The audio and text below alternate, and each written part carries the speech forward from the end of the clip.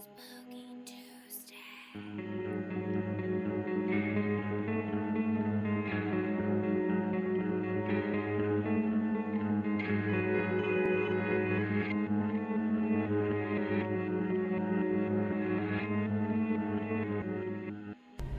You're the Moon's daughter, aren't you?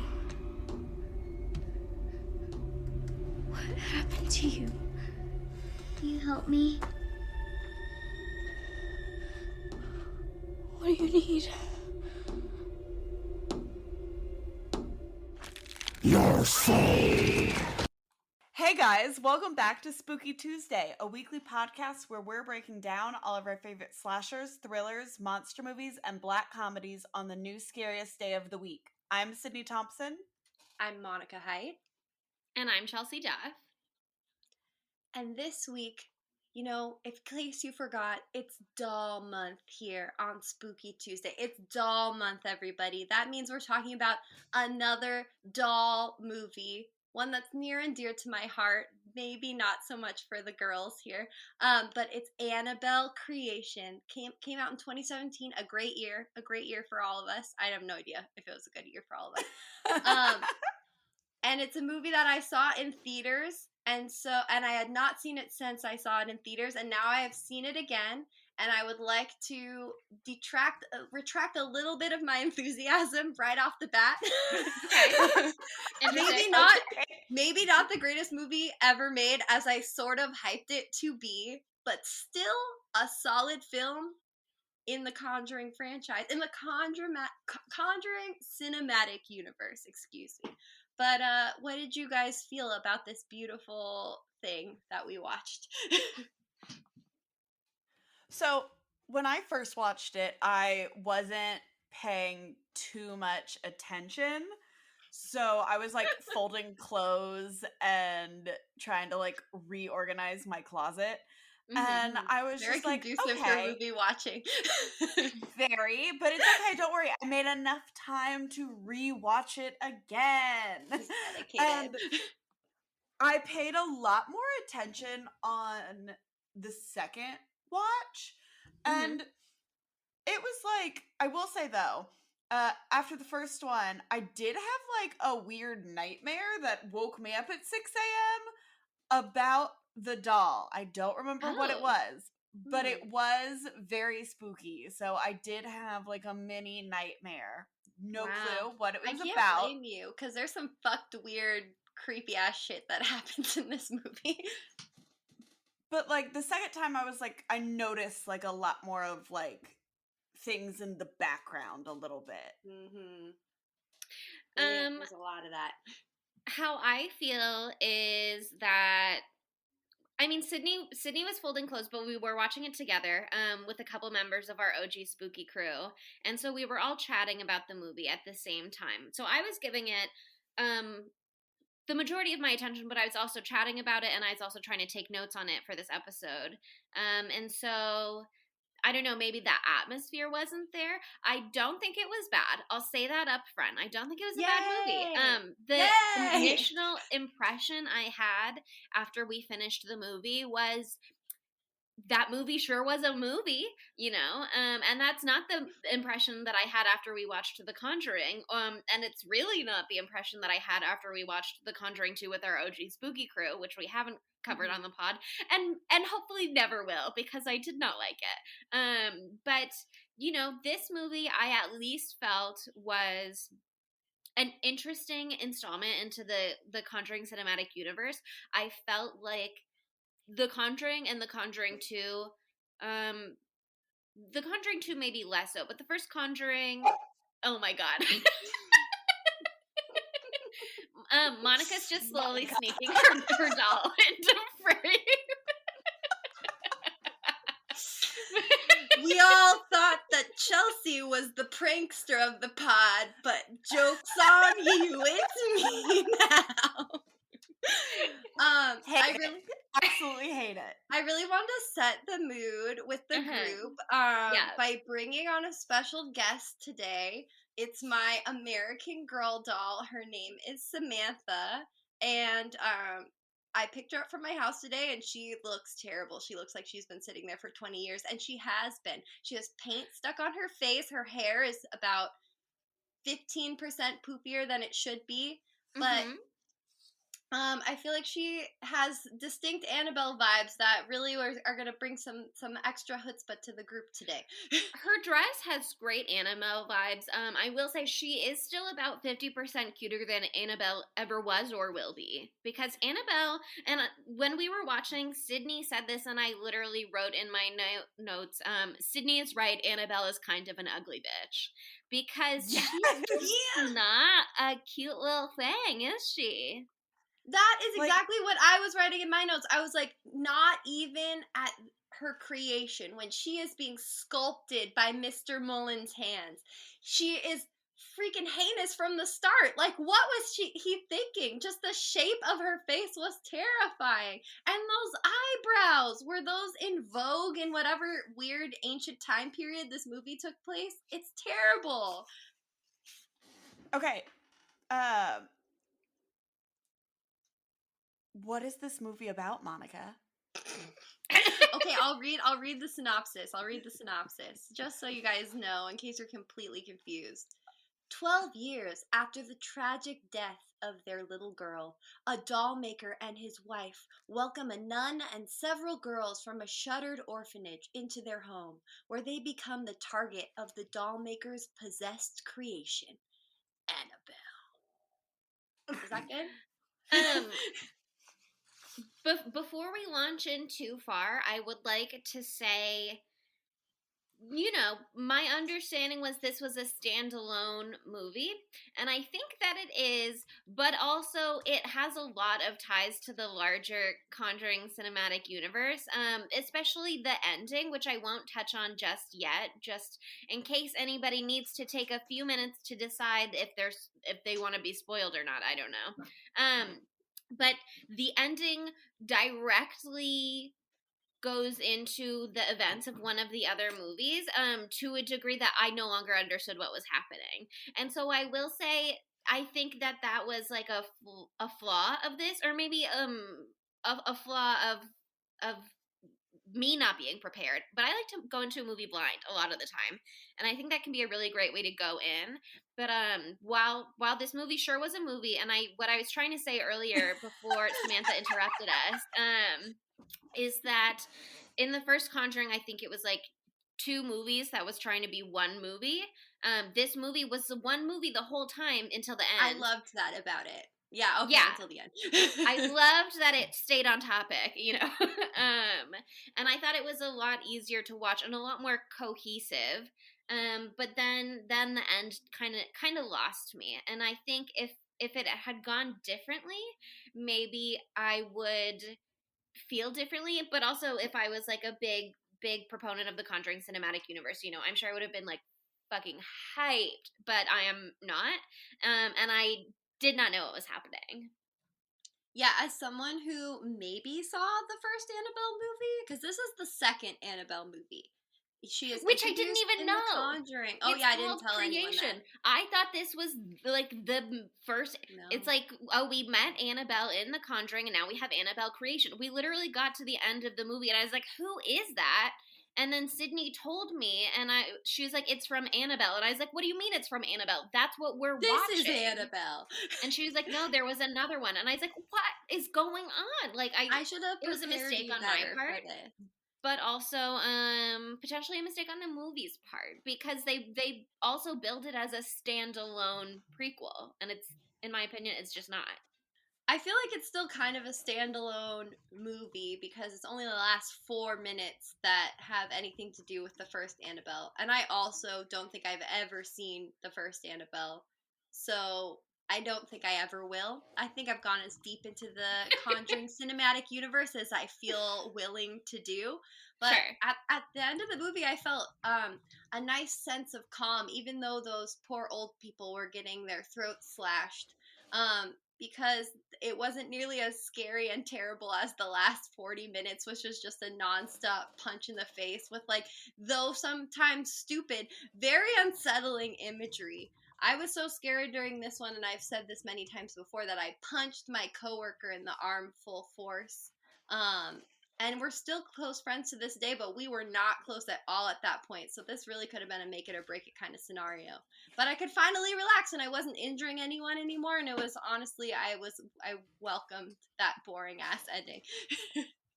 I remember being like, I don't know if I've seen this movie. Like, it's set a long time ago, and Monica's like, yeah, it is. And I'd never seen this movie. I'd only seen Annabelle, which Annabelle creation is set in 1955, and then Annabelle is set in 1967. I've got the full timeline because I did my research to be like, how do all these movies fit together? I found an article. Okay. Unfortunately, I did not write down where I found it, so sorry to whoever did that initial work. I just did a Google. I'm sure if you Google Conjuring Cinematic Universe timeline, it or something. Yeah, that's not what I Googled, but who can say whatever it was. But Annabelle creation takes place in the years 1943, 1952, 1955, and 1967. And then Annabelle takes place in 1967. And then Annabelle Comes Home picks up in 1968, 1969, or maybe 1971 and 1972. Apparently, they maybe flubbed the timeline a little bit. But The Conjuring then gives us the very first introduction to Annabelle when it has the scene with the nurses as the Warrens are presenting to a college class. And that scene takes place in 1968, and then the rest of the movie takes place in 1971. So I've got all of the years for all of the movies that are out so far. So I also have The Nun and The Conjuring 2 in here. It's just not super relevant right now. And then I also placed them in order that they came out, and then in order that the movies take place chronologically to the best of my ability, since they skip around a lot. And then I also tried to go through and make my own timeline of like her name, the evil's name is not Annabelle. The baby's name in this movie is Annabelle. And then the evil is just like, sure, you can call me Annabelle, that's fine.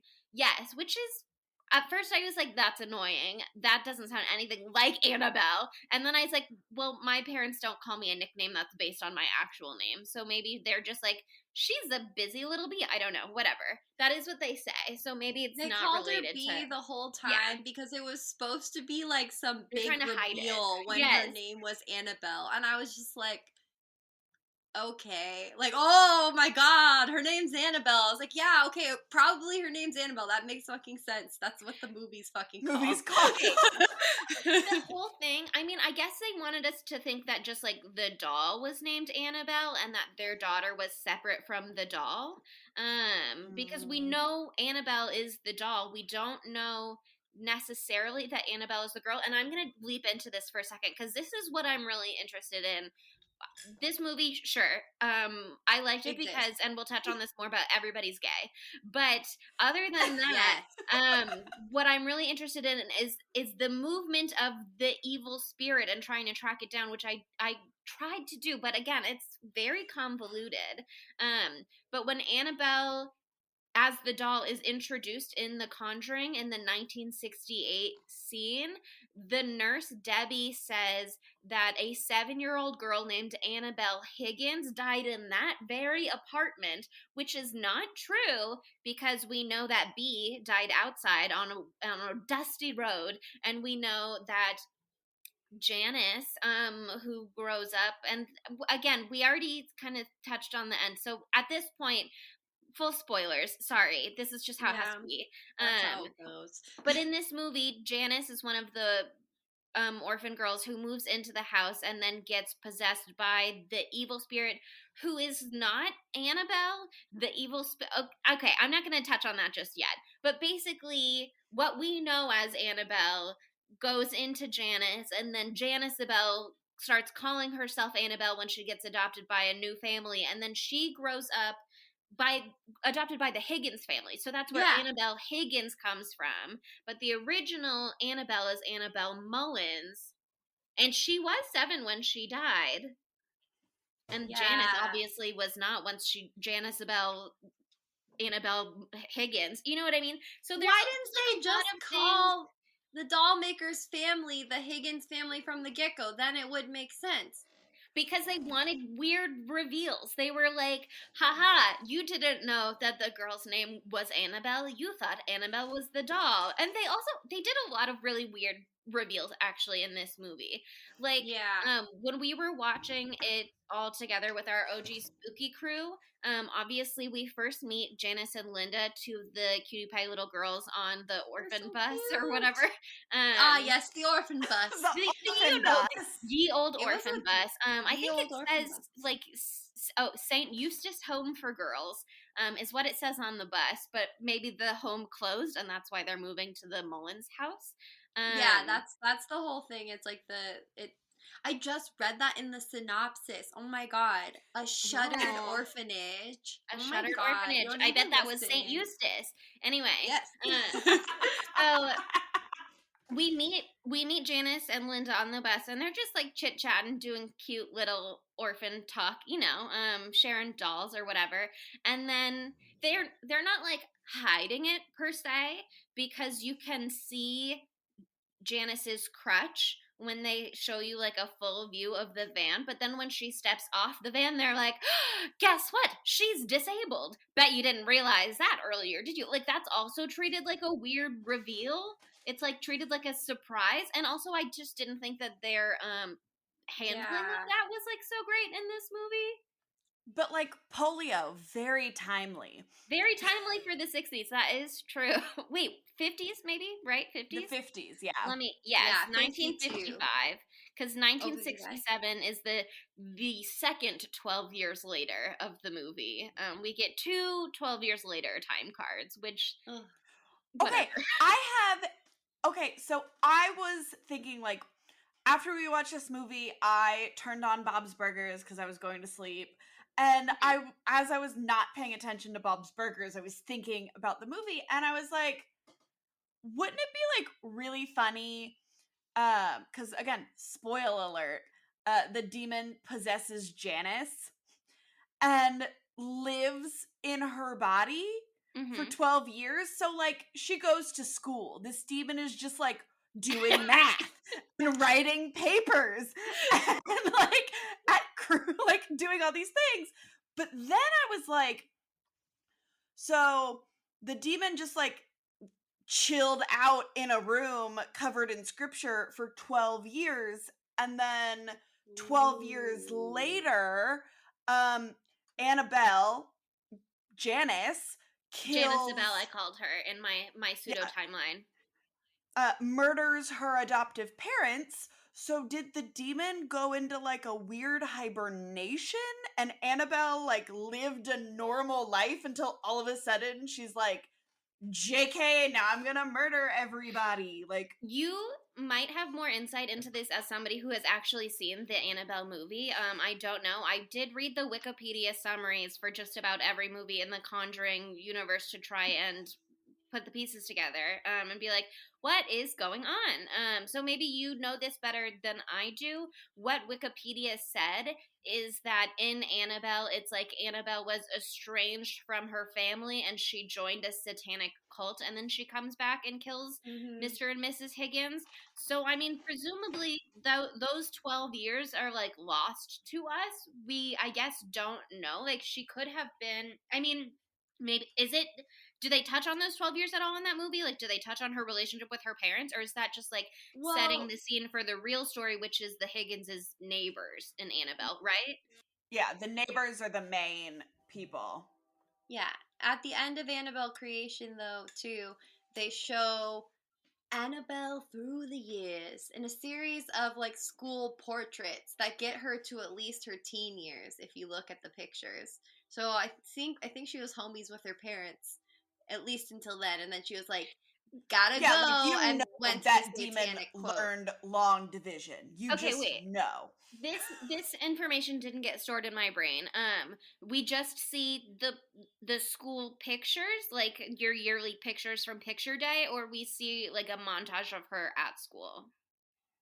You see her yearly like hanging on the picture wall. day pictures, and it's like shows her as she ages, and then they're like, look, she's brunette now, so it makes sense that she comes back at the beginning of that movie and she kills people, and she's a brunette. She dyed her hair. That's what happens when you go you join a satanic cult. You become a brunette. You That's what murder happened your to me. I was a blonde child, and I'm not anymore, child or blonde, and I can't say there haven't been satanic temptations along the way. Oh, yeah. Okay, I but mean, honestly, I've been brunette my entire life, and I've always been in a satanic cult, so.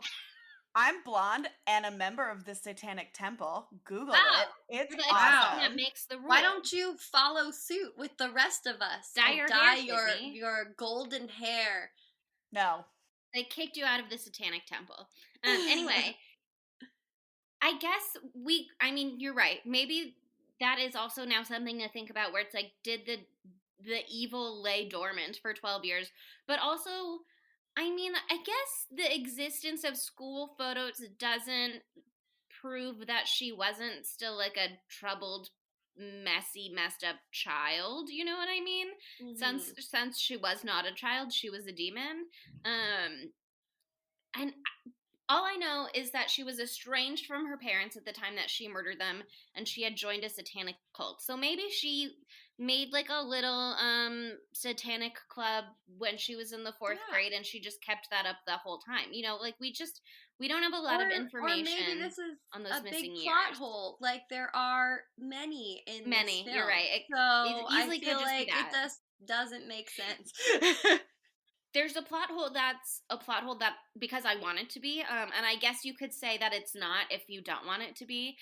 But we see the movie opens, Annabelle Creation. This movie, not the larger one of the other movies in the universe. This movie opens with Mr. Mullins lovingly crafting the original doll. He paints on her back that she's one of 100, which either shows that he was going to make 100, or if you ask me, I like to think that he did make 100, because there's another scene later on when they go to church with B, where Vic, whoever Vic is like, hey, those dolls ready? I want them for my shop. Everybody's asking. And he's like, then Esther, Mrs. Mullins, is like, the dolls are ready, Vic. Like, send your son over tomorrow. So I like to think there are 99 other little Annabelle dolls out there in the world, which makes sense because the doll keeps like getting yeeted and then popping back up and disappearing into the ether and then popping back up. And it's more fun to me to think that this demon has just decided that it likes the doll, and so whenever it finds one, it's like, oh, my buddy, you know what I mean? Than to think that it's instead of the demon doll. Instead of the demon moving one doll, it has 100 dolls and is just putting them all over the place. Imagine. Oh my god, like, I found you again. You know what I mean? I just think it's more fun to think that there are 99 other Annabelles out there. Imagine, if you will, you are out on the field. Mm-hmm. This is a cut scene, actually, from the movie. The girls run out from the house, and they're trying to escape Annabelle, and all of a sudden they hear this clomping sound, and they look over the hill, one of the beautiful hills. A legion, an army of possessed Annabelles descend. Okay, well, you know what? Actually, what would you do? What would you do? That would be super fun. But also, I would simply pass away. The thing is that they have this like spooky old well on the property that's truly underutilized in the movie. We get like one spooky well scene, and I really thought it was going to be like foreshadowing for something or other. Like, I was making my predictions as we were watching the movie. None of them paid off because the movie didn't want me to have a good time. But I also think, like, piss you off. You know what I mean? Like, this one Annabelle was B's doll. This doll who does not have a name, but we call her Annabelle. And maybe there are 99 others, but those dolls were ready, had not yet been delivered to the shop on the same day that B died. What if there were 99 smashed Annabelles at the bottom of the well? That would be cool. That would be interesting. That would be so spooky. If you've got like little Linda, Carol, and Nancy peeking down, you know what I mean? And they see 99 smashed dolls. I feel like the Annabelle potential, he has 1 out of 100 on that doll. I guess we're only to assume that he finished the first one and was referring to a different set of dolls when they were chatting with Vic, and then he never finished the other 99. I don't think that's as fun of an idea. If you ask me, it's a plot hole. Where are the missing 99 dolls? I much prefer the army of demonic Annabelles, definitely. And that's a good title for the episode.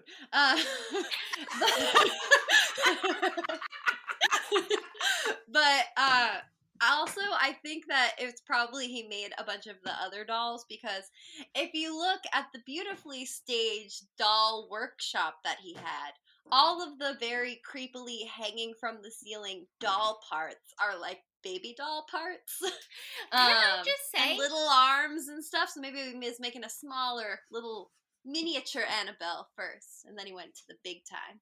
His use of the movie's use of his role as a doll maker and all of the spooky doll setup, way underused in this movie. It was truly just background color and like set decor, and they didn't even like make a plot point out of the fact that the original doll is one that Samuel Mullins himself created. It truly could have been one that they bought at a store. It didn't matter. Yeah, but I feel like they didn't reach their full doll potential in this movie, for all that it was the most doll movie so far. I agree and I disagree, because I feel like they just having it as set direction, shaved a good 35 minutes off of this film that they were probably dying to put in, because we know the Conjuring universe likes to extend a movie a whole hour longer than it ever should be. This one was just 1 hour and 49 minutes, and it was wonderful. Mwah, I loved that. That's the amount of time I ever want to spend on a Conjuring movie, but you won't find one that short ever again. Actually, I have no idea if that's true, so don't fact check me. But I liked the ominous. I liked that the doll parts were just commonplace in the house. I liked that. I liked that Mr. Mullins is like, this is what I do, and I don't have a child to enjoy it anymore, and so you'll just have to deal with that baby torso that's literally hanging above your bed. Poor freaking Janice? Yes, Janice and Linda. Linda? Mm-hmm. They have such adult women, like 70-year-old woman names. But are they adult women names to us because those people who were children at that time have now grown 100%. up? 100%. That is why. My grandmother's name was Norma. And I'm like, that's an old woman's name. But you know what? I bet there's 1,000 billion million Normas, and they were all babies once. That's how it works. But yeah, I felt so bad for Janice and Linda, because they just got fucking shafted with the bunk bedroom with like barely any natural light, and then the like hanging baby parts, like dismembered baby parts all around their beds. And Linda was just so excited about it because she was happy to be with her little friend.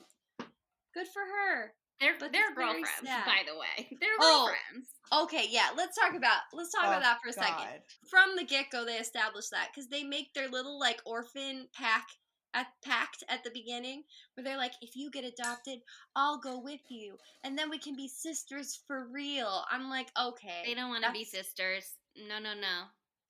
Also, when Linda is like, or Carol and Nancy or something like that. Carol and Nancy also girlfriends, yeah. Oh, yeah.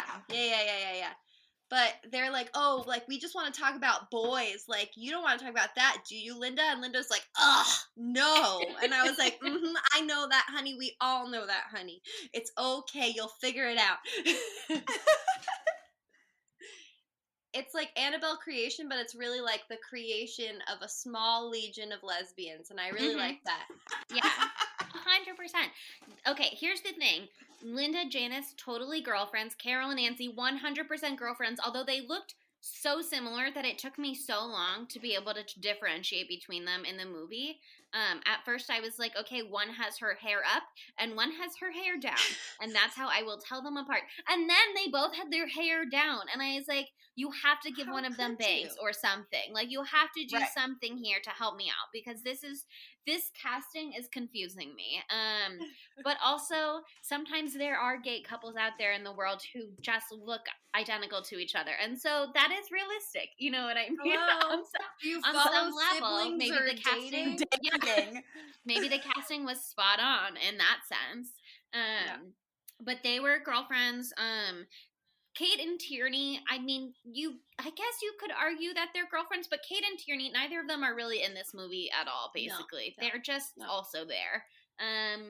Which is sad because there is actually a really interesting scene with Kate after Carol and Nancy and Tierney have just decided to abandon her, which I have an issue with, first of all, because as they abandon her, they're like ready to run out because things have gotten spooky, you know what I mean? At that point, possessed Janice has threatened them and they're ready to run out, but then they're like, oh no, we can't leave Mrs. Mullins behind. And it's like, what about your friend Kate, first of all?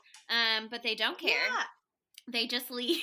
But second of all, and it doesn't make sense because they were so cliquey. Yes, they were so cliquey. I'm like, and that's the so thing. easily. Linda or Janice, one of them, was in the room being like, we could sleep in here with you guys, because they're like, we're little lesbians, you guys are big lesbians, we want to learn from you, you know, makes sense, it's natural. But then 100%. Carol was like, but if you slept in here, then where would Kate and Tierney sleep? And she said it in a way that I think we were supposed to be like, wow, she's mean, but like also points are being made, like, why are you better than Kate and Tierney? Just because you're our protagonist.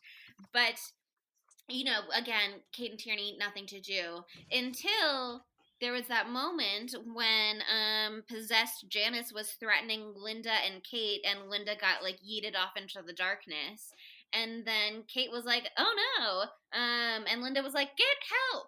And then possessed Janice was like, or you could help me. And she like flipped the knife around for Kate to take and join her on this dark journey.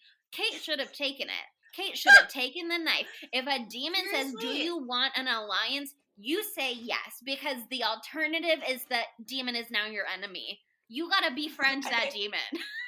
You're like, sure, let's be besties. Hey, bestie, love what you're doing here. I fully support this. I'm so glad to know that when we are inevitably faced with a demonic possession situation, that you're gonna side with the demon and leave Sydney and I to die. I'm just saying, if the or demon... kill us yourself. No, we can also agree I will probably be the one possessed by the demon. Yeah, and so I mean... who could resist this face? I will join Sydney's team, and sorry, Monica, you'll be the one at the bottom of the well. No.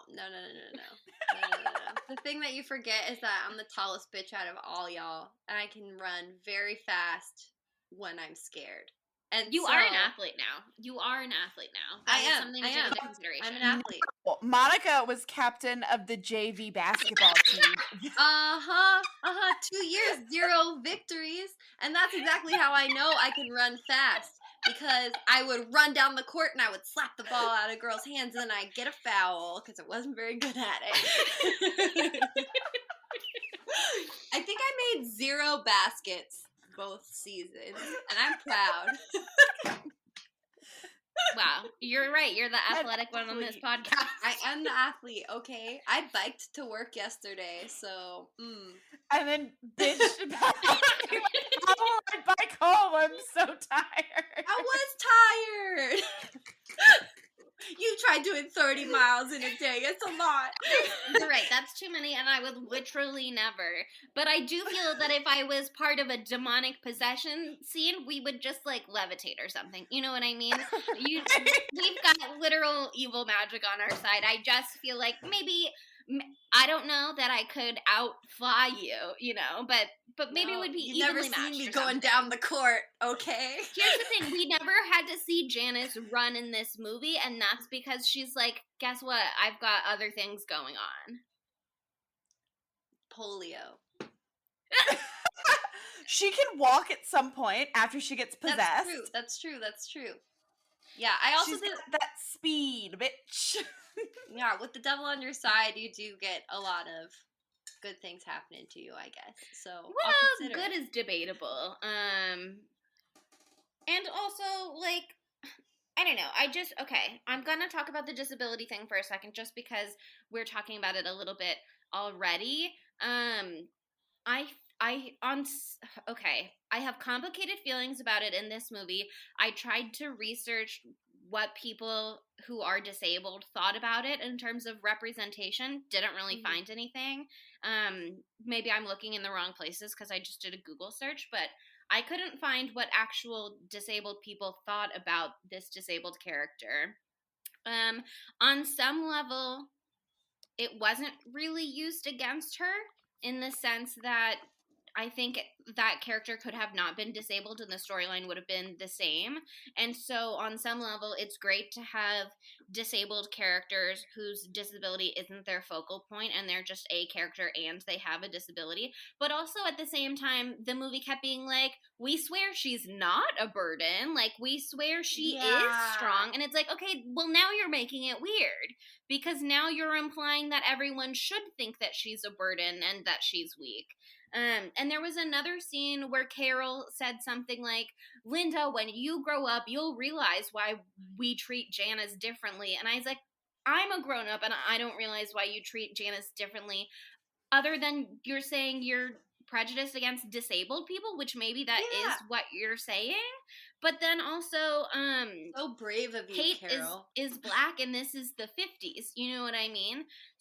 And they didn't touch on that at all, which I'm glad because I think that would have botched it. Yeah, they would have not done a good job and it would have been too much for this movie. So I'm glad they were just like, within this community, it's not a big deal. But I don't, unless it is a little bit of a big deal, and that's why Kate was also maybe slightly ostracized with Tierney and Carol and Nancy running away, and then Janice being like, hey, Kate, we're the two sort of outsiders, do you want to team up? But I just feel like this movie kind of juggled it, and they fumbled it a little bit, because I'm glad we didn't have to deal with racism for Kate, but I don't think that they really did disabled representation particularly well for Janice. No, I don't think so either. And I also agree that the reveal situation when they like it was weird because the little actress who plays Janice is like this little cherub, like adorable, beautiful child, and then like they're like, oh, she's so cute, oh my god, and then they're like, and she's got polio, and that's how it felt to be like, oh, gotcha, you thought she was perfect, and then it just was super icky, and but I do agree that like I don't think they needed her to have that. I guess they were just trying to be like, it's 1955, because like she was love her, but she was a dumb enough bitch to go into that room, and it had nothing to do with the fact that she had polio. That's nothing to do with it. She had that whole scene with Sister Charlotte where she was like, she didn't say it's because I'm disabled, but that was the implication, and that's what Sister Charlotte directly responded to when she was like, I'm weak, and then Charlotte was like, the devil goes against people who are weak of faith, not weak of flesh and bone, which is also like a whole other conversation that could be had about whether being disabled makes you weak of flesh and bone, which is I'm not gonna do right now. But also, like, I literally wrote in my notes at that point, like, it's not because Janice is the weakest, it's because you're the nosiest. Like, the door was open and you just went on in, and then you snooped on the dollhouse, and then you were like, a key, I wonder what this is to. Let me just unlock things. Like, this little baby is out here absolutely getting herself into trouble. It has 100%. Nothing to do. I mean, I guess if you want to do that storyline, you could say, like, it has nothing to do with her physical disability, but clearly she does not have, like, big self-confidence, and so you could say, in that sense, she's vulnerable. But really the issue is that she doesn't know how to mind her own beeswax. No, not at all. One thing that I kind of, when I was paying very good attention to on the second watch, once the parents had contacted and like got in touch with the demon, Evil Bee tries to steal the mom's soul and attacks her. She like rips out her eye, which is like revealed at the end. But when we see Annabelle get hit by the car, she's head first. and we see her little doll get ripped with the eye. And so Janice didn't have, like, her leg was crippled, and she rips the mom's legs off.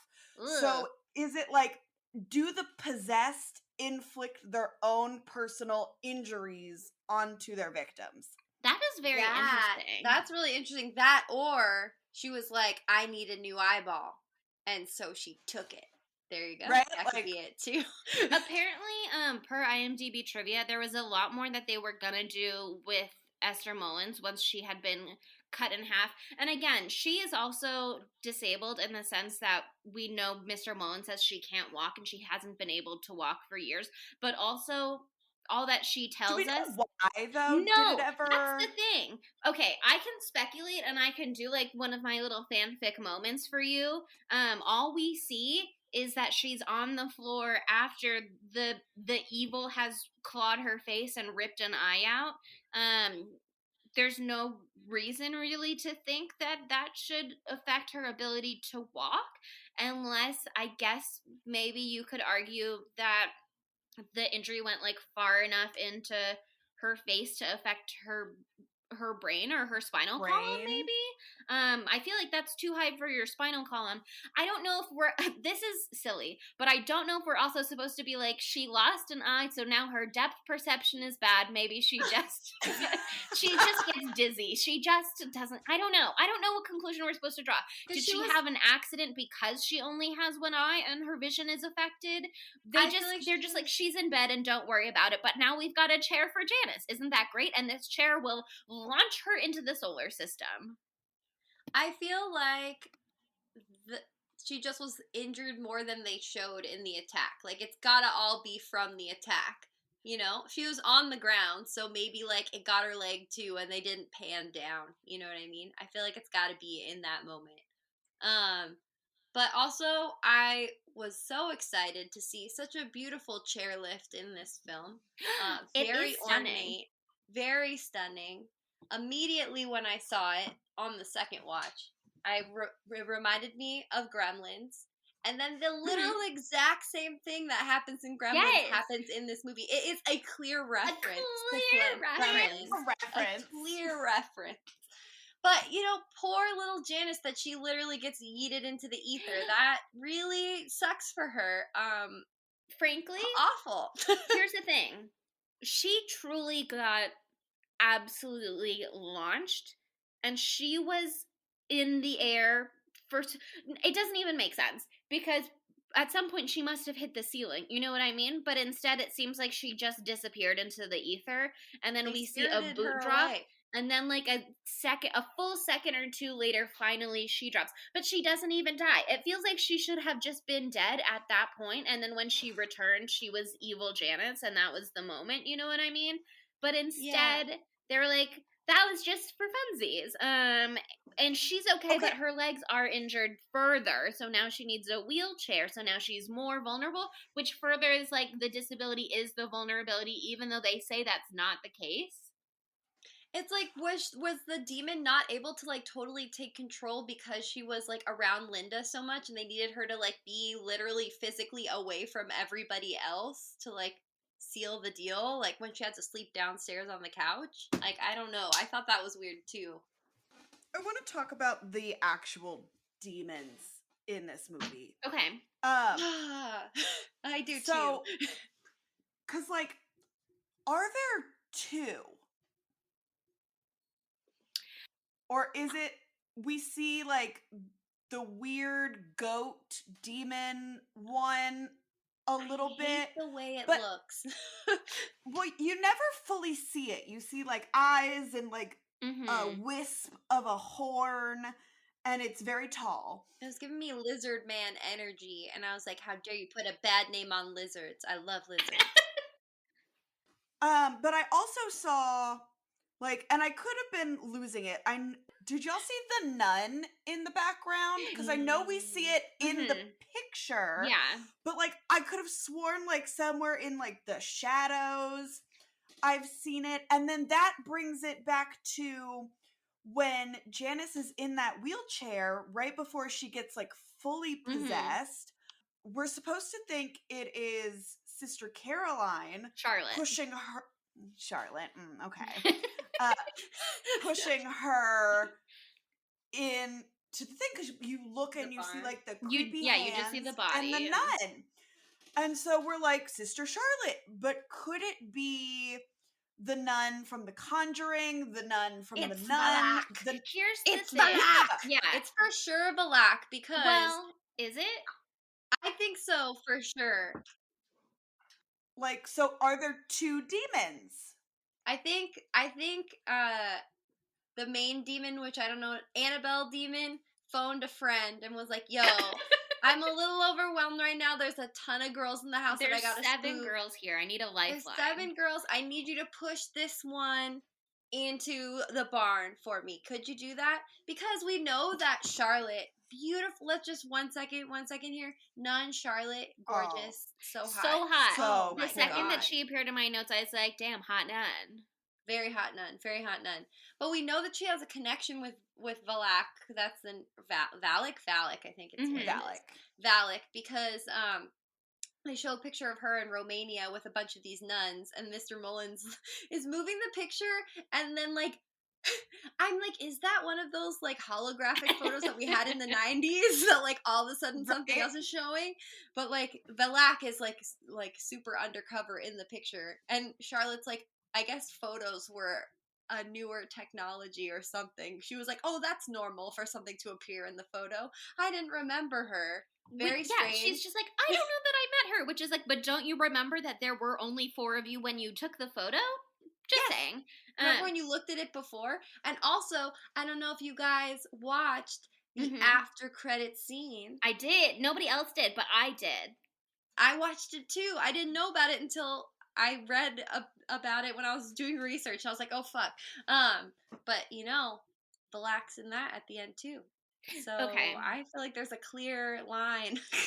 This is an interesting theory because you certainly can make the argument that there was the Annabelle demon that the Mullinses invited into their home, essentially, and there's the nun demon, Valak, who had a connection to Sister Charlotte and maybe was, like, semi-attached to her spirit in whatever distant way. And so when in the presence of the Annabelle evil, it was, like, intensified, and so now there's 2. But also in The Conjuring 2, in which the Warrens directly confront Valak, the nun, Valak also appears as, like, that weird, tall, spooky guy with long legs. You know what I mean? So clearly the demons can project a bunch of different physical manifestations, which I think probably is more what we're dealing with here. We have this one evil who appears in different ways per its different needs. And like it said in The Conjuring, the demon isn't in the doll. Like, the doll is not possessed by the demon. The doll is just a conduit.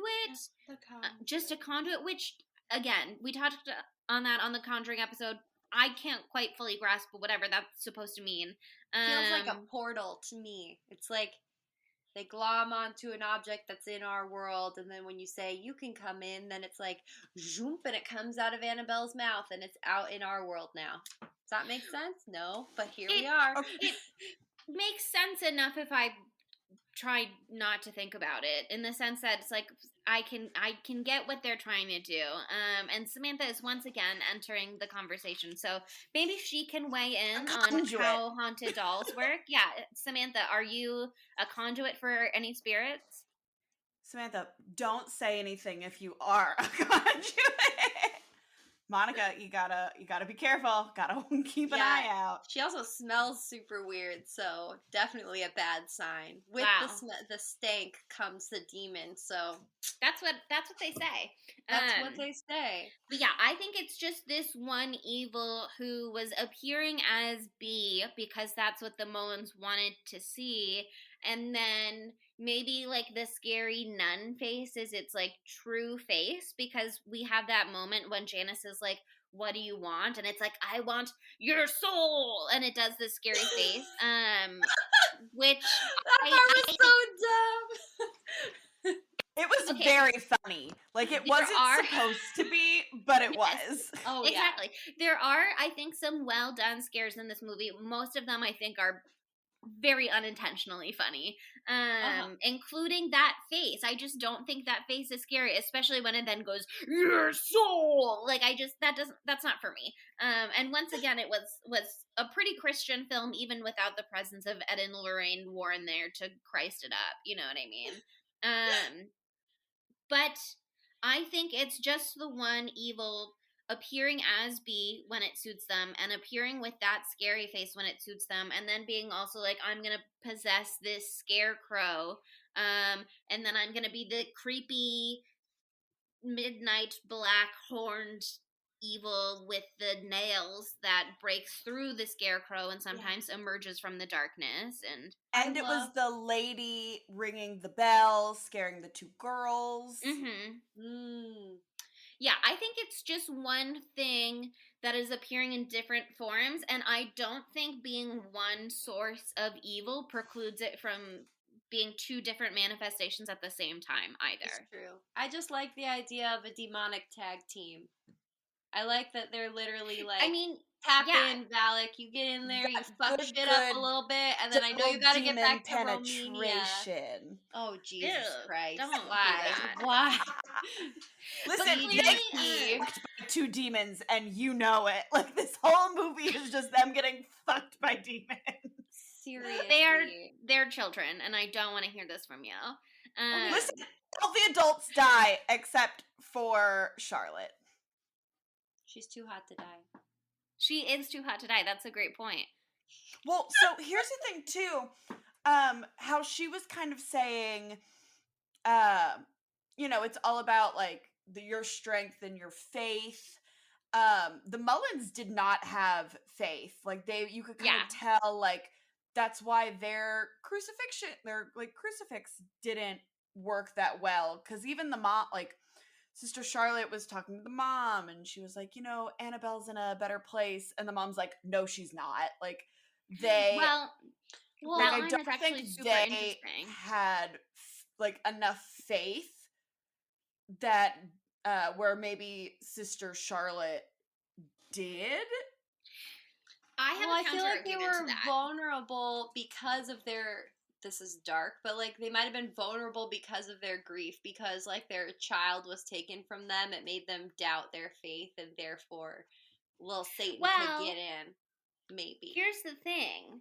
I think also the counter argument is that they totally have faith. They just also know that evil exists, because when they lost B, they were praying to be able to communicate with B in some way, to see B again, to speak to B. But they said they appealed to anything and everything, which is what I think you're bringing up. Yeah. They opened the door wide, and they're like, anybody who can bring her back. Yeah. That is still faith to a degree, because it's not that they didn't believe in God necessarily. It's just that they were like, okay, clearly we're not high up on his to-do list, or he's saying no, but we know that the Bible says there's also a devil. I don't think they specifically thought that they were praying to the devil. I think they were just like, we're going to cast a wide net. No big deal. But that line that you mentioned, Charlotte says something like, well, you'll be reunited with her in heaven one day. And the mom says, no, we won't. It's not necessarily that she doesn't believe in the concept of heaven anymore. And what I was joking about when we were watching it the first time was like, haha, she's saying that B was a little liar of a child, and so B didn't get to go to heaven. But the other alternate reading is that she's like, we invited this evil into our home, and we brought it to earth, and so we're not going to go to heaven because we did this like really horrible bad thing, because not only did we invite the evil into our home because we were willing to make a bargain with anybody to get B back in whatever way we could, but also we then gave fuel to this demon basically when we invited 6 vulnerable girls into our home, and also a nun.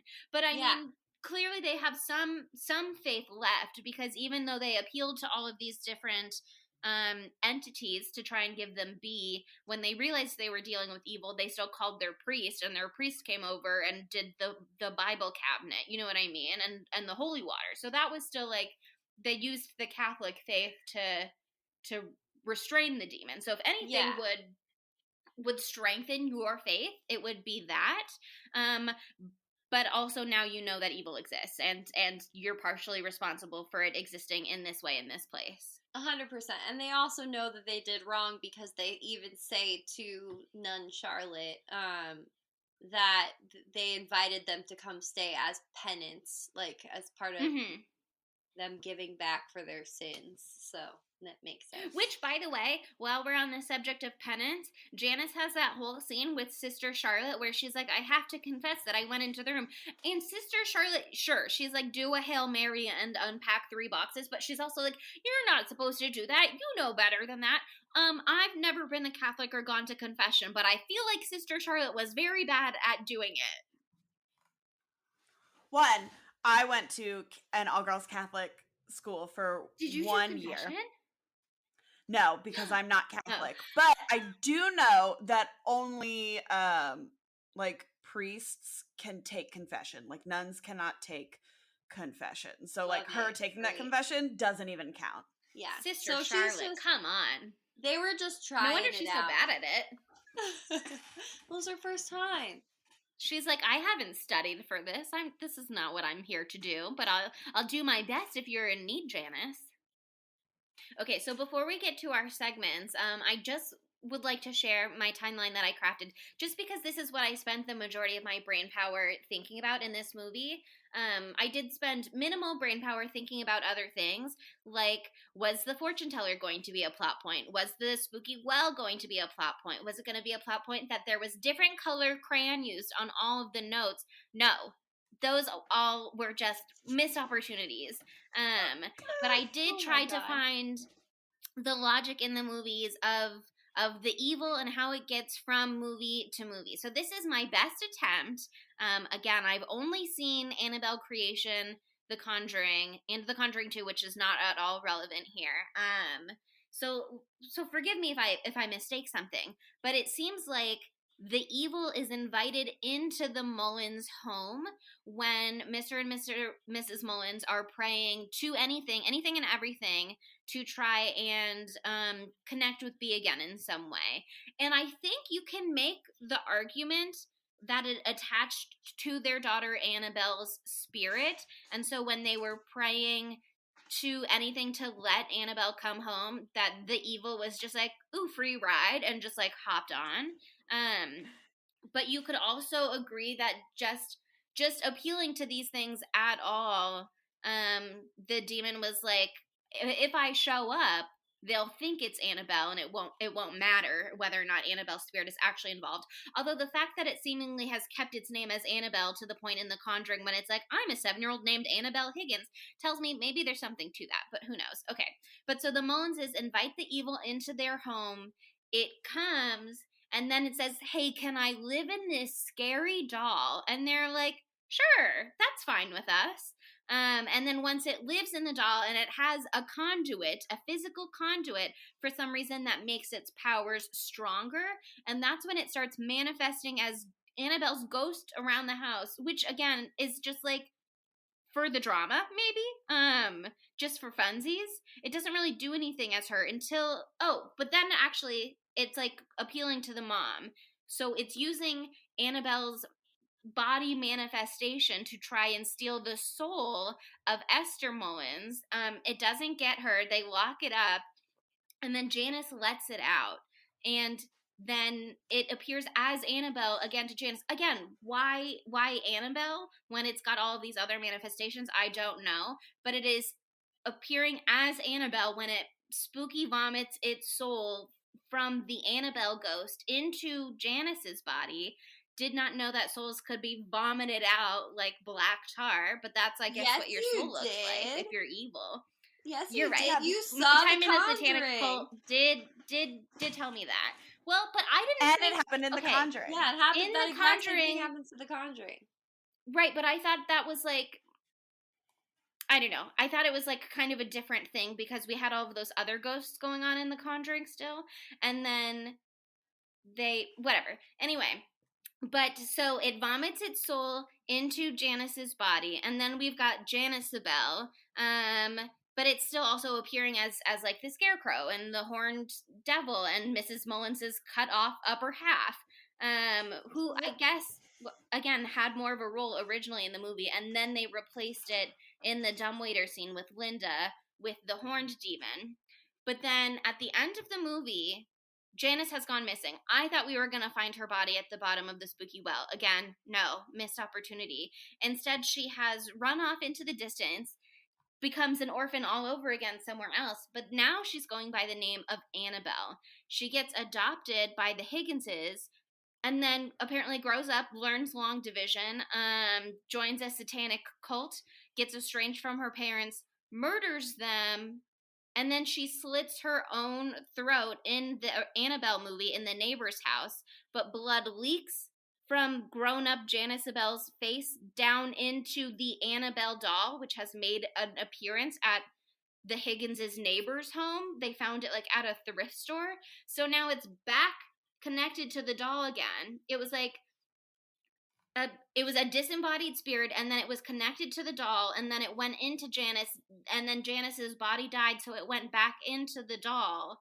At the end of that movie, the demon is trying to steal somebody's soul again, so somebody kills themselves, which somehow resolves the issue. Don't really know why or how, but it still must be connected to, or it's not connected to the doll, because then Debbie, the nurse that we see in The Conjuring, gets the doll. Her mom buys it for her at an antique shop, and apparently the doll is totally fine and normal until they move into that apartment where the demon spirit lives. And then the demon spirit is like, I'm a 7-year-old named Annabelle Higgins, and I died in this apartment, which again, not true. And the demon says, can I move back into this, my favorite doll? Which you could argue is the same doll from the beginning that Mr. Mullins created, or you could argue it's one of the other 99. It's the Zachariah of the Good Guys dolls. And so back in the doll now, and then the Warrens come, they do their whole little mojo, and they lock Annabelle up in their home, where she continues to have some shenanigans as she gets out in future movies. But that's how we get from this disembodied spirit that Esther and Samuel Mullins prayed to bring their daughter back, and how it gets into the doll that we see in The Conjuring, which is just like a lot of moving around of vessels. It's like disembodied, connected to the doll, into Janice's body, back into the doll, out of the doll, back into the doll, and then it's in The Conjuring. It's very complicated. Why did they do this? Mysterious ways. Like, it literally doesn't make any fucking sense. That's my problem with these movies, I guess. Like, this one, you're right. This was a lot better than The Conjuring and The Conjuring 2, but also it just, like, they are really focusing on trying to do a surprise, like, bet you didn't realize the girl was Annabelle, like, bet you didn't realize Janice is Annabelle, and it just is, it's doing a lot to try and be like, there was an Annabelle Mullins, but also Janice is the really spooky one, but also then Janice changed her name to Annabelle, and then Annabelle got adopted by the Higginses, and that's why she introduces herself as Annabelle Higgins to Debbie the nurse, and it's just like, we didn't need it to be this complicated. And I don't know why the demon likes it to be this complicated either. I think it's for funsies. Drama. It's part of the torture for you is it's making you go through all of this. It's targeting me specifically because it knew that I would sit there being like, how does this make sense? Let me try to figure it out. It made it not make sense just to piss you off. But in reality, the first Conjuring was made first, and then they realized that everyone was so scared of Annabelle. They were like, wow, look at this feedback for Annabelle. Let's make 3 movies. And then the second one was the standalone, and the director only did this so he could do whatever the fuck he wanted with it. He literally said that. He only did this movie because he didn't have to have it connect all the way to all the other movies and make it make sense. And so it doesn't totally make sense. And then apparently there's Annabelle Comes Home, and I don't know what happens in that one. Yeah, I have In no that idea one, what happens in Annabelle Come Home. if you want to know, in that one, it's just like Annabelle is already at the Warren house, but then Judy has like a babysitter's friend who comes over and like takes Annabelle out, and then Annabelle is released because it's no longer locked up in this scary Bible box, I guess. And then Annabelle lets out a bunch of other haunted things in their scary room at the Warren house. But then Never gonna everybody watch ends up it. back in their box again, essentially. So it's like a very Warren household focused movie. So it's an Annabelle movie, but it's a Judy Warren movie, really. Good for Judy, getting more screen We do time. love Judy. We love Judy. That's great for her. Yeah, I mean, the Judy, more Judy, I oh, connect Judy. this movie to the Conjuring universe, the less I like it. I like it when I think about the ending, not at all. I don't like to think about the last 4 or 5 minutes where we learn about Janice turning into Annabelle and getting adopted and blah blah blah blah blah. I was like, oh, I've tuned out. I like this movie, and I love this movie in theaters because it was a non-stop fucking horror show. And it was just jump scare after jump scare after jump scare. And it didn't let you take a deep breath for like a whole 45 minutes. And I was so overwhelmed that my brain was like, I like this, apparently. Apparently, it doesn't make any sense. It doesn't make any sense. It doesn't make any sense. I'll tell you right now, this movie is made for the big screen. This movie is made for subwoofers and big speakers. It's not made for a tiny little laptop screen where somehow I can see the demon way better now than before, and I can tell how stupid it looks.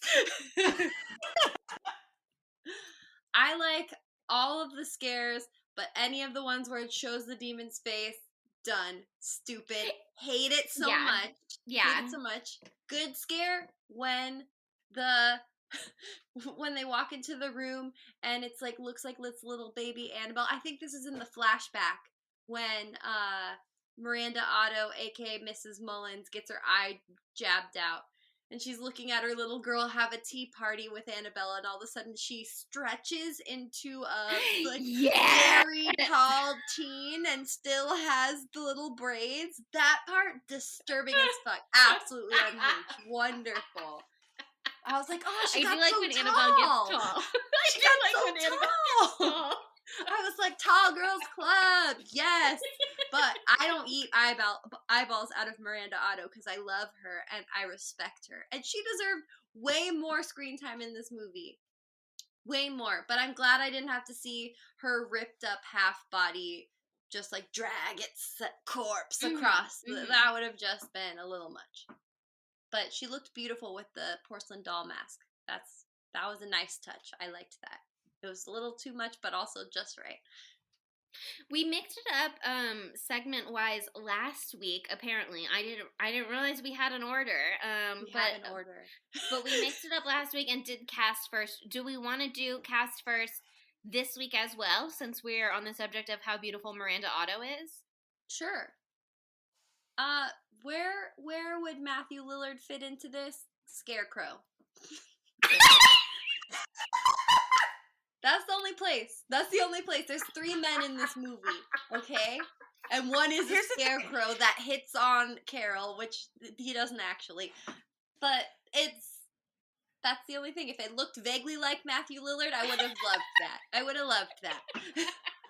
I think at the very end where the cop is, or like the guy's like, see, it wasn't haunted. It was just a conduit. Do any of you want the doll? And everybody was like, absolutely not. Matthew Lillard could have done that. You mean the not pastor? What are they called? Preacher. Priest. There we go. Yes. We got there. I was like, I'm gonna go through all the different P words that have to do with religion. Yeah, he was the same guy who was driving the bus at the beginning. He's like the overlord. Matthew Lillard could have done that. I would have loved to see him as a priest and also be the comic relief at the end. I think Matthew Lillard would have been great as Mr. Mullins, Samuel Mullins, as well. I think he would have done a really good job in that role. The man who did that role, his name is Anthony LaPaglia, something in that neighborhood. And I thought he did a great job, but also, I felt like someone else could have done that role and it wouldn't have added to or taken away from the movie necessarily. And we love Matty Lily, so if he did that role, I'm sure he would have been great. I could But see you're him right. as There's a just doll not a maker. lot of. I could see him as like a sad dad who lost his daughter. You know what I mean? I think he would like that tortured energy. I think he would do well with. 100%. And I feel like he would have really done more with the scene with the crucifix and when every single one of his fingers gets forcibly broken by the demon. Ooh, you're right. That was probably one of my least favorite parts, but was still a good part. It was very good. It wasn't like the demon face and I'm like, this is stupid. I was like, I wish it would stop because I want to die, but also it was still scary. Okay, but also immediately after that, where Sister Charlotte comes in and sees his just like gray, lifeless body, and then they're like, they take the body away. They're like, we should probably tell Miss Mellons about this. And then they're like, let's go to bed, girls. Like, what? What? I would have been like, dear corpse carrier, please take us all with you. We will figure out where to go from here. Honestly, this movie is just on a really tight timeline in terms of how many days there are. It's not a lot. And they just, I guess, I don't know. The 50s were different. They couldn't make arrangements that fast. And they also said in the beginning, if we have to leave, we'll all get split up. So I guess they were like, well, we'll just stay here where this man died spontaneously with all of his fingers bent back, and the other owner of the house wears a scary porcelain mask and stays in her bed all day long. And just 3 days ago, are they going to be her caretaker now? I mean, yeah, and also just 3 days ago, a young child was yeeted into another universe and then smashed down on the ground. Like, I feel like, okay, it's not Janice's fault. This is obviously terrible things were happening to her. But also, maybe she should have raised the alarm a little more aggressively once she got back to the house. Like, hello, I was yeeted into another universe. We must go. But I guess she doesn't have a lot of time. She was like screaming in the hallway too, and I have to assume that we were getting the same kind of bubbling effect that we talked about on the Conjuring episode, where the real life Perron family girls who lived in that spooky house were like, you couldn't hear something that was going on in the other room sometimes because of the spooky spirits, which they didn't touch on in the movie, but they like implied. I feel like we were getting some of that here too, but you're right. Janice kind of just was very like resigned to her fate after that moment. Although honestly, if you launched me into outer space too, I probably would also be like, at this point, whatever. TBH, Janice had seen shit at that point, and she just needed a good lie down. She was exhausted. So sad though. I will say her little actress was great. Her name is Talitha Bateman, and she was also in Love, Simon, great movie. And oh my God, Linda was Lulu Wilson, and she was in The Haunting of Hill House, actually, because I kept being like, why does she look so familiar? And she plays young Shirley in The Haunting of Hill House, and she does a great job. Would never have put those pieces together myself, because she looks, I mean, I guess her face is the same, but the hair is totally different in that movie in a way that completely transforms her. But she was great in Hill House. No, Lulu Wilson is like a young up-and-coming scream queen. Like, so yeah, she was in Hill House, incredible. She was great in this. She's so freaking adorable. Also, great dresses throughout. The fashion in this, chef's kiss. Very on theme, very 1955. But also, she was in the movie that I think it came out last year called Becky, and she was Becky in the movie called Becky. Ooh. And it is a horror movie. I saw it at a drive-in in 2020, and it was really fun. Adam and I saw it. We loved it. So we maybe should do that on the pod one day. But like, she knocked it out of the park in that one too. So put a little star next to her name. The main girl in Ouija too. Oh, know. And she was Marion Crellin in Sharp Objects, which is not a movie, but it is a spooky-ish TV show. Oh, she was really good in that too. 1, 2, wow, what a Lulu little star. Wilson. Interestingly, Lulu, though, we love you. There is another Lulu in this movie, and she plays Tierney, Lulu Saffron. But again, Tierney, nothing to do. She's just kind of there. Everybody was great. I didn't think anybody did a bad job, but there just wasn't story for everyone. Yeah, no character development there. I will say Carol was an iconic bitch. I would like to give a shout out to Carol. And I felt that she and Janice had a rivalry. It wasn't because of prejudice. It's because they were both warring to be the sassiest bitch. Not that Janice was sassy herself. But once she was part of the evil, she allowed herself to become sassy, which is where we got that great line from when she was like, what does she say? I know that you wrote it down because you were like, really liked the quote, Monica, but I can also find it in my own notes. But do you know what I'm talking about? It's time to cease from sin, Carol. That's what she said. Yes! And then I was like, wow, these two girls are gonna fight. Yeah, she had a knife. She brandished a knife, and then she said, it's time to cease to sin, Carol. Amazing. Cease from sin. Excuse me. How dare I? But I mean, I feel like bringing up these main gals, we've touched on it already, but like, could it have been gayer? I mean, like, Janice died, so they never got to really realize that, unfortunately. But it's a pretty gay movie. But the two older girls definitely could have kissed in their blanket forts. Yes. Okay, here's the thing. I don't believe that they haven't already, because they were sitting there with their faces so close together, whispering each other's names at each other, and they were doing it in a spooky way, but let's not pretend that they're not already in love and whispering each other's names to each other in other contexts. I'm just saying. No, 100%. All this talk about boys, deflection. No. Deflection. Also, they don't even know any boys. Are you kidding me? Come on. Where would they have ever met a boy before? I don't know how. There's no boys in this movie. There's no boys in this movie. Also, I have to say that Carol's fashion throughout is absolutely on point. At one point in my notes, when Carol gets locked in the barn with Mr. Scarecrow and all the light bulbs are exploding, I was like, well, at least she'll have a really cute ghost outfit if she dies right now. Because, like, I would like to die in that forest green two-piece, 100%. Yeah, she's stunning. And I liked her with her plaid pants and the ribbon in the beginning of the movie, too. Yes. But yeah, I mean, could it be gayer? Arguably, no. It's already super gay. We've got 2 confirmed lesbian couples on screen here. And there's nothing to really suggest that anyone here isn't gay, because Mr. and Mrs. Bones could be bisexual. We don't know. We don't know that. But it could be gayer in the sense that they could have kissed while they were telling spooky stories under the sheet with their faces so close. Carol and Nancy easily could have been canon. Also, like, Janice and Linda, like, nothing is more gay than swapping dolls with your bestie. Like, that's it. And, okay, in the beginning, Janice is like, Linda, do you know why I like your doll? Because it looks just like you. And then she says it again.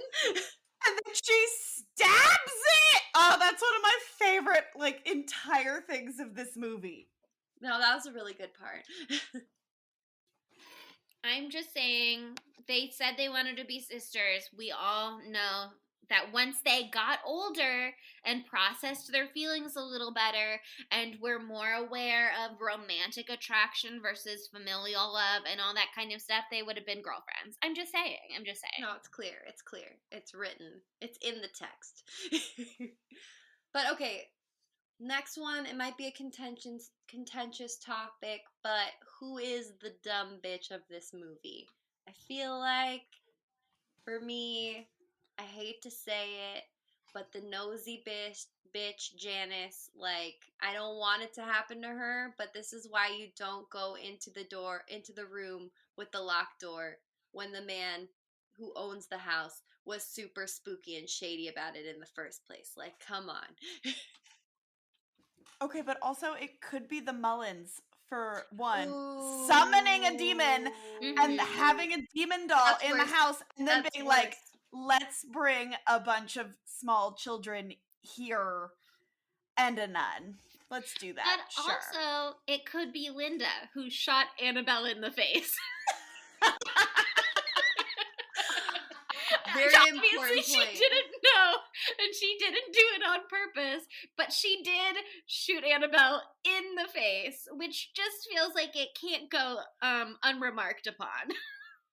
I loved her with that little space laser gun. That thing was perfect. But yeah, she punched her right in the face. And also that scene where she's shooting the ball into the darkness, and all of a sudden That's bad strategy. Bad strategy. But also when the ball goes up really tall. Like, I just like this idea of the demons all being really tall. I don't know. I feel like I finally found my people. All right, well, Sydney said she was going to be the demon, but I guess now we've got another demon in the running here. Who will I form an alliance with? You'll have to wait and see. Listen in next time on Spooky Tuesday, etc., etc. I mean, maybe I've been a demon all along and I've just been learning long division, and it's been 28 years instead of 12 that I've been lying dormant.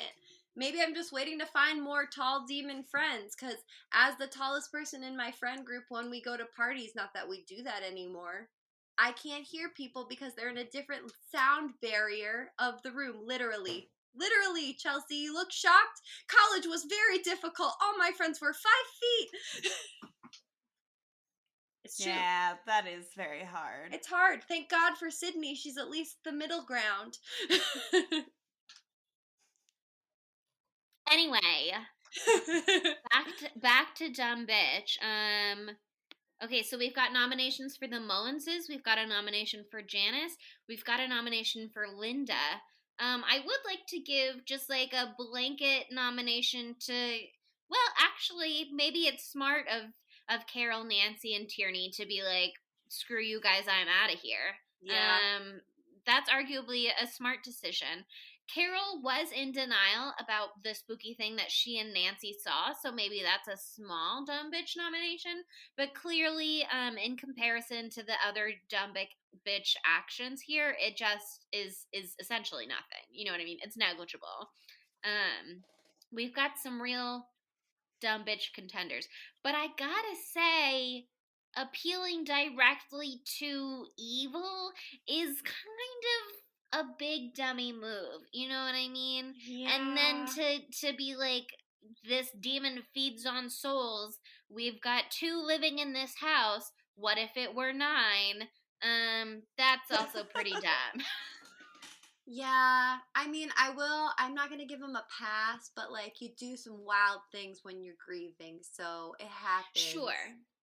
And totally. But I also think if you realize a demon has come into your home, maybe there's something more secure you can do than a locked closet in a locked room. Like, I know they had the Bible pages and the holy water, but maybe you put the doll in its little chair in the Bible closet, and then you put the closet at the bottom of the spooky well. You know what I mean? Like, Yeah. maybe we just create a few more barriers. Another thing that I will say is that Mr. Mullins should have made like a way huger deal about not going into the bedroom. He was literally creepy only about told it, Janice. but no, yeah, he only told Janice. I mean, I guess he could tell that Janice was the only nosy bitch who'd want to get in there anyway. He was like, "You got that written all over you." Linda goes in. Linda makes a lot of questionable decisions aside from shooting Annabelle in the face. There's also a lot of moments where it's like, Linda, why are you going in here? Linda, why are you doing this? Linda, why are you just quietly getting into bed and closing your eyes and hoping for the best? Although, honestly, that strategy worked out. So, I mean, on some level, kudos. But even when you were watching it earlier today, you texted us and you were like, I can't co-sign a lot of these decisions from Linda. Oh, so yeah. she is making mistakes left and right. Yeah, but I feel like the original sin is with the Mullins here. Apparently, the original sin of the entire Conjuring universe is with the Mullins here. So, shoot. Here's the thing. They got the Annabelle ball rolling. Not only did they create the spooky doll, which the demon decided this doll is the love of my life, and every time I get separated from it, I will find my way back. But also they invited the evil into their home in general. You know what I mean? So they kind of did a double whammy on that one, and I think we've got to give them the Dumb Bitch Award. I have to agree. Though Janice, you really fucked it. The Mullins, they did it. Number they one. They somehow won out. Number one. It was a close race, but it was a close race. A lot of stupid idiots in this movie. But okay. That said, what are we gonna rate this? We got to do our knives out of 5s. And before we do that, I need to issue a quick correction for last week's Knives Out of 5s. Maybe you heard Sydney correctly when she gave Child's Play a 4 out of 5. I thought she gave it a 4.5, and I said, ooh, twinsies, and we were not twinsies. And I had to, after the fact, go into my grand Knives Out of 5s Google Doc and correct the record. So I just wanted it correct for everyone here, too. Yeah, I immediately noticed that you heard her wrong, but I just didn't say anything. I was like, we're just going to let it roll. I didn't notice you saying twinsies, so I'm glad we're all vaguely paying attention to each other. We're all doing our best, but once again, we're just 3 beautiful idiots, and so, sometimes things go wrong.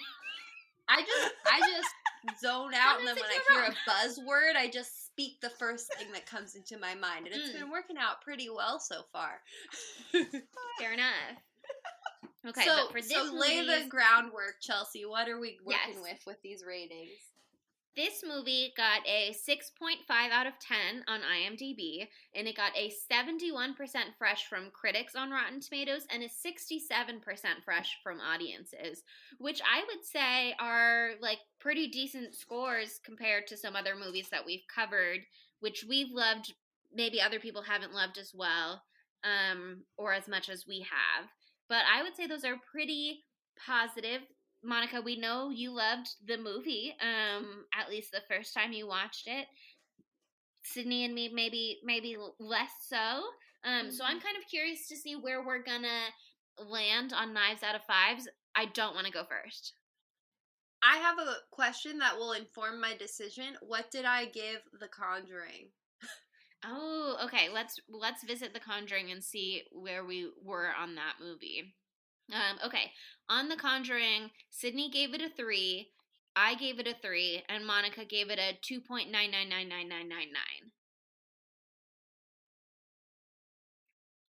Now I feel like maybe I was too generous with The Conjuring. You're right, this is informing my decision. Right? What? Monica, can you guess what I'm going to give this movie? No, I can never guess what you're gonna do. I don't understand how you work. Well, I'm gonna give this movie a 3.5 out of 5. Oh my god. She's just middle of the road. Here's the thing. One, I don't know why, but it's what I tend. All the movies Monica's like, we have to do. Always get a 3.5. God damn it. Well, okay, I'm not mad about that. I don't think this is cinematic gold by any means. I liked this movie a lot more than The Conjuring. And that's the thing, like, this movie is like a true middle-of-the-road horror movie. Like, will you be scared? I wasn't scared watching it, and yet I still had a nightmare by it. So, like, it has that good balance in a horror movie that, like, if you're looking for, like, a fun movie to, like, watch with a group of friends, like, this could be, like, a fun. We had a good time with Spooky Crew, even if we did have a good time. Absolutely roasting it a lot of the time. We had some good chit chat. Yeah, so it's like it's still like a fun movie to watch, but is it like an oh my god horror movie? No. Maybe for some of us. I respect that. But here's the thing. Lulu Wilson is a doll, and I love her. She would get a 5 out of 5. She's a what? A doll. She's a what? She's a doll. She's a doll. Doll month. Wah wah wah, Dama. Okay, Chelsea, do you want to go next, or do you want me to? You can go. I'm still processing a little. Okay, so I have preamble first, because Watching this movie for the second time made me deeply depressed because it made me realize how much better it is to watch a scary movie in theaters than it is to watch it on my computer or even in my living room. Because, like, it's such a different and overwhelming experience to watch it so big. It's so big. It's so scary because it's so big and it's so loud. Oh my god! And it's so dark. You get that total darkness in the theater. Oh my goodness. But no, honestly, I feel like the setting that I watched this movie in the first time, like, really made me like it a lot more. I also had such a great time because I was so excited to be hanging out with my coworkers outside of work.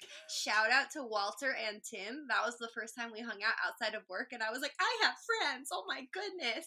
So I think that was a big part of it as well. But, like, watching this movie a second time, all of the nonstop scares, I agree with my past self. Like, I feel like this movie gives you a more consistent, like, spooky time than The Conjuring, because, like, The Conjuring, like we said before, is so scary for the first, like, 30 minutes or whatever, and then it just goes, you know. This one I feel like is very consistently scary and really amps it up and then maybe takes it too far. And I appreciate that about it. But that said, it jumps the shark so many times. I think that a lot of the ideas aren't that exciting. The your soul part, like, really took me out of it. Like, the weirdly lizard-like face, I just can't do it. So I'm not going to give this worse than The Conjuring because it's so much better than The Conjuring. Like, imagine this, a Conjuring Cinematic Universe movie using discretion on what to include and not just putting every single thought that they possibly had into the film. Amazing. Great for them. So I'm going to give it, like, 3.11111 repeating because it really doesn't deserve more than that. But I'm still glad that I was so enthusiastic and made you guys watch it. I think, on that note, you're right. It is better than The Conjuring. And at first I was like, why did I give The Conjuring a 3 when I don't think of it fondly? But the beginning of The Conjuring is so scary. And I liked the story with the Perones, even if it wasn't scary by the end. It was kind of just gross. I did like that enough to give it a 3. So in hindsight, while I thought this rating would probably be somewhere around there, I am gonna have to bump it up comparatively. I was not scared at all watching this movie, but that doesn't mean that I don't think there were good scares, because I really did like some. I wasn't scared, but I thought they were good. Especially the scene when Janice is in B's room and there's the demon under the sheet, and then the demon walks forward and the sheet slowly pulls away and then there's nothing there. I thought that was great.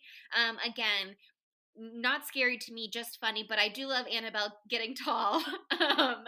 I did good. Yeah, the fingers getting bent back was scary. The beginning with B, where she gets hit by the car, that did make my jaw drop.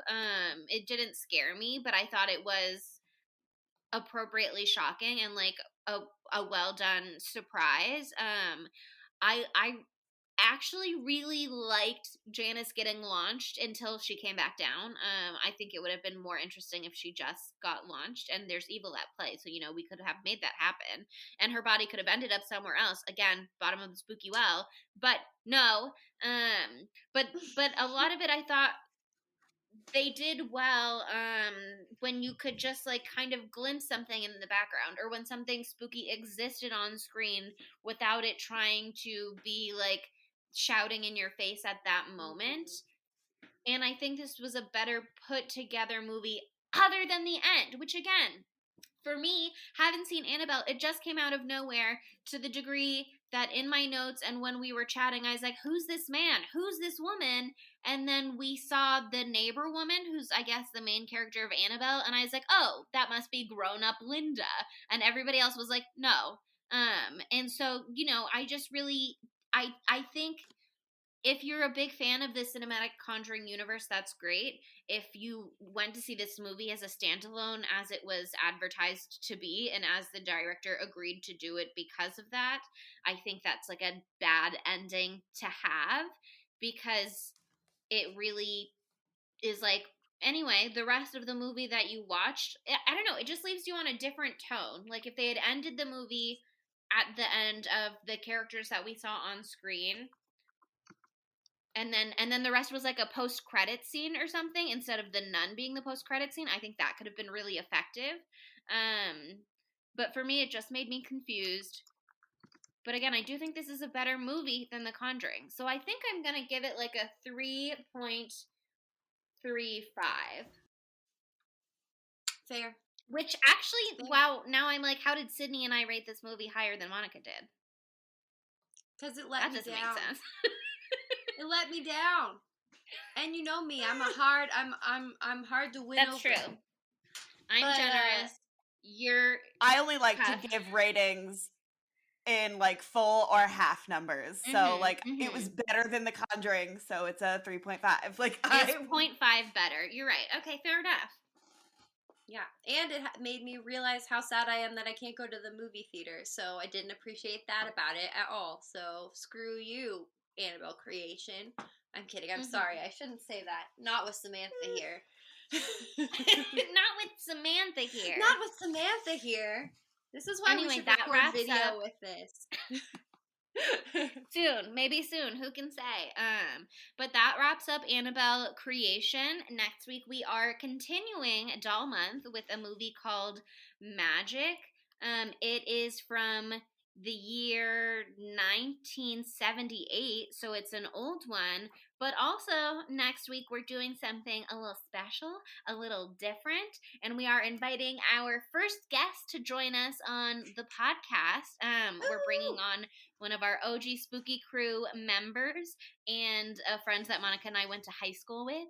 Sydney, you've only seen her face on the screen one time. But she is #1 fan of the pod. She is. You're right. Truly. She's our #1 fan. She like live texts us when she's listening to episodes, which we love. But we're so excited to have her join us. I'll let her introduce herself next week. So that she can decide whatever degree she would like to be introduced. But we've mentioned her before, so if you're like a super eagle-eared listener out there, maybe you can put the pieces together and take some guesses, and in a week you'll find out whether or not you were right.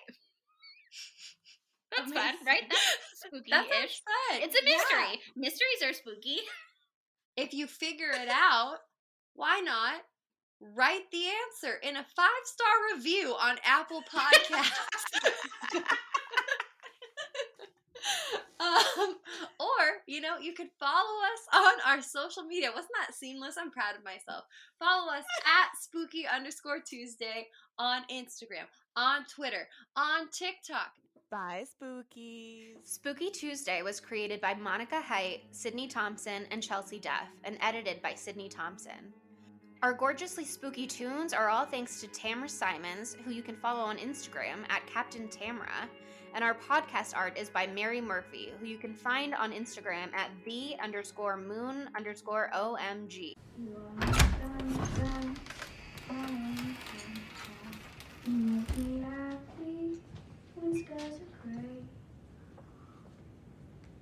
You'll never know, dear, Janice.